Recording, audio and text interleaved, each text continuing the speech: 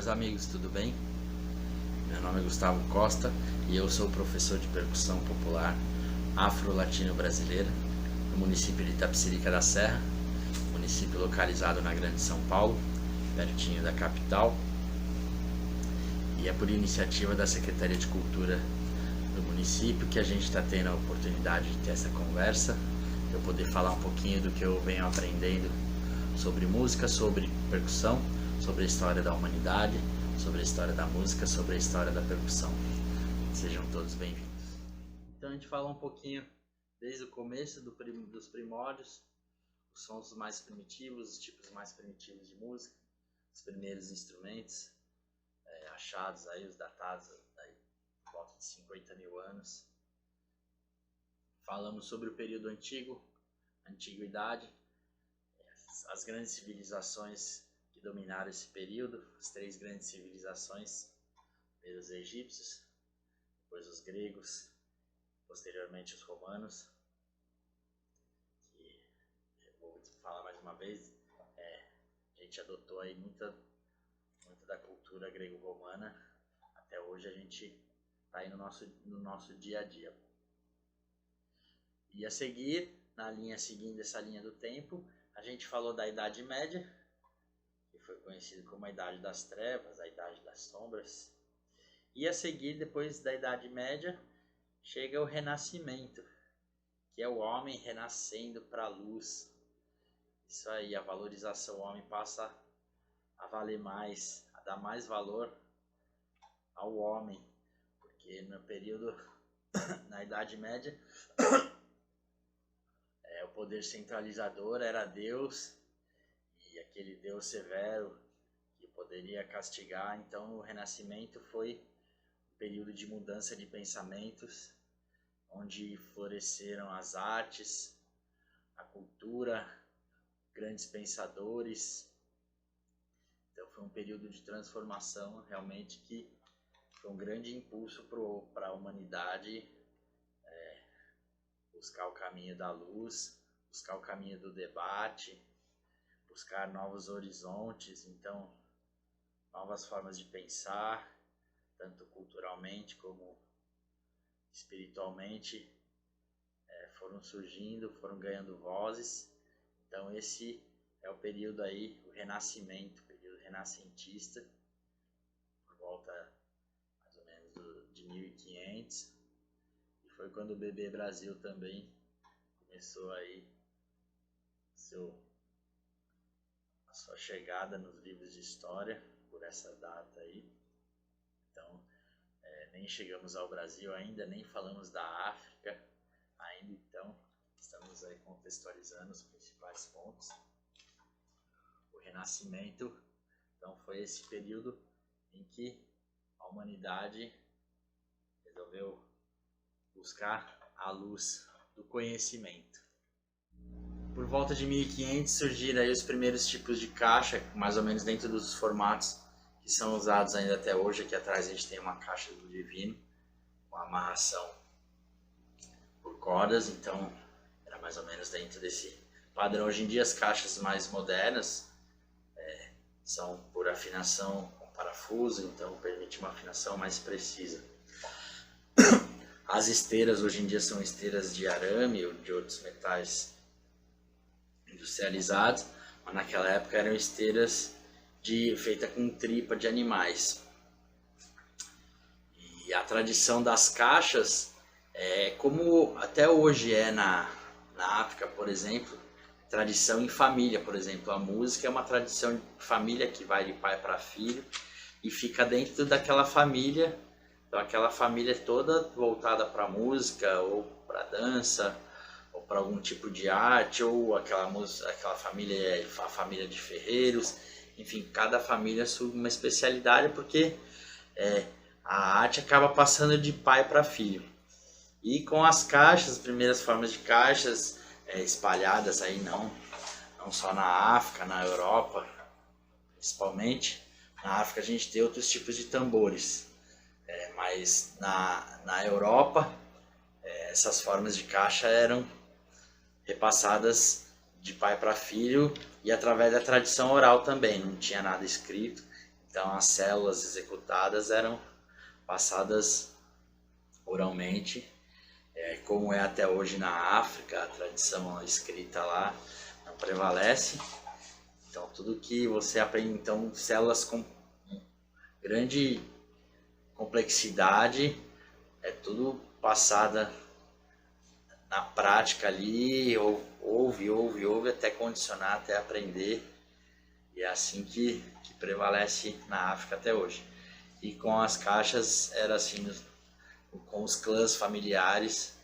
E as caixas passaram a ser adotadas pelas tropas. Cada clã, cada lugar tinha que defender seu território. E então as caixas também foram adotadas e utilizadas com fins militares. Elas iam na frente das tropas para dar o ritmo da tropa, para encorajar o soldado, aquele som característico que a caixa possui.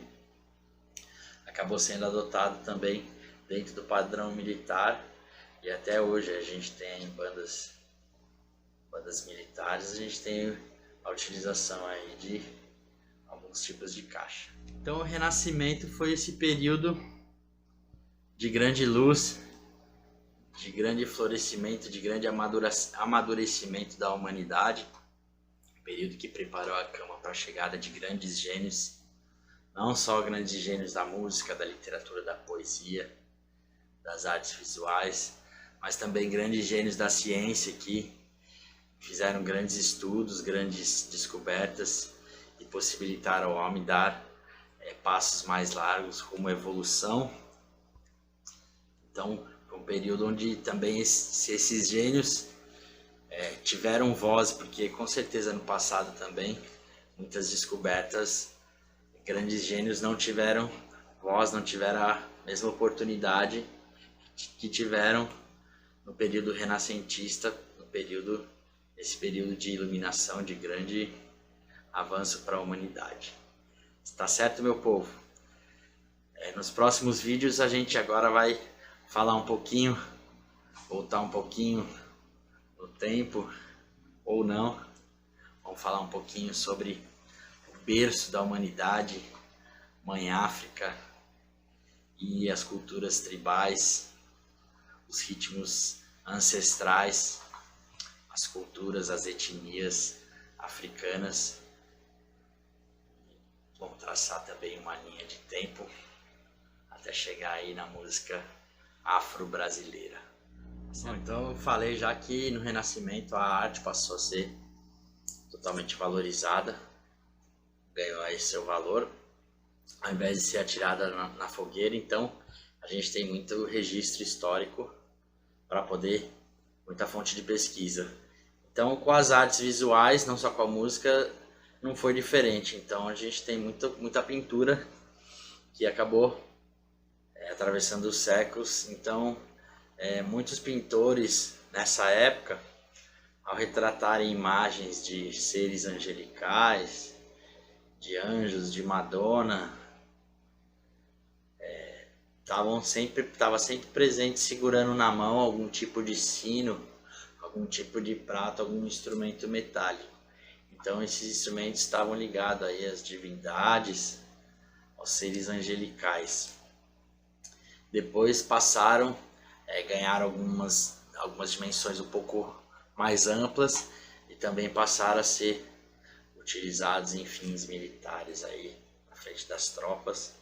E até hoje a gente também tem eles dentro do naipe da orquestra, também dentro das bandas militares também. O prato, ele é bem presente. Tem um instrumento de percussão que todo mundo que já viu uma orquestra tocar com certeza já ouviu, pode não saber o nome, mas os tímpanos são aqueles tambores largos que ficam lá no fundo da orquestra, que tem o som do trovão, e surgiram aí também por volta desse período aí, 1500 mais ou menos. No início eles tinham a função de fazer um acompanhamento para os instrumentos de sopro nas cerimônias da corte, e aos poucos foram ganhando espaço, e com o surgimento das grandes orquestras eles passaram a fazer parte também das orquestras sinfônicas e filarmônicas. São aqueles grandes tambores. Eles são tambores de membrana também, como uma tombadora, por exemplo, mas embora seja um instrumento de membrana, ele tem a altura definida. Quer dizer o quê? Que a nota ali está estabelecida dentro da afinação, dentro do que a partitura está pedindo. Eles são tocados em quatro peças e cada uma vai estar afinada numa altura diferente. No pé também nós temos pedais que também proporcionam a troca de notas. Embora ele seja também um instrumento de percussão, dentro da orquestra dizem que ele é um instrumento à parte do naipe da percussão da orquestra. Dentro da orquestra do naipe de percussão a gente tem aí os instrumentos de membrana, as caixas, por exemplo, temos alguns tipos de pandeiro, temos instrumentos de efeito triângulo, tem o carrilhão de sinos também, que tem altura definida, e a gente tem as marimbas, os xilofones e os vibrafones, que também são instrumentos com altura definida. Brasileira. Certo, meu povo? Fiquem todos com Deus, cuidem-se, prazer estar aqui com vocês, essa oportunidade de falar um pouquinho. Fiquem todos com Deus e até a próxima. Grande abraço.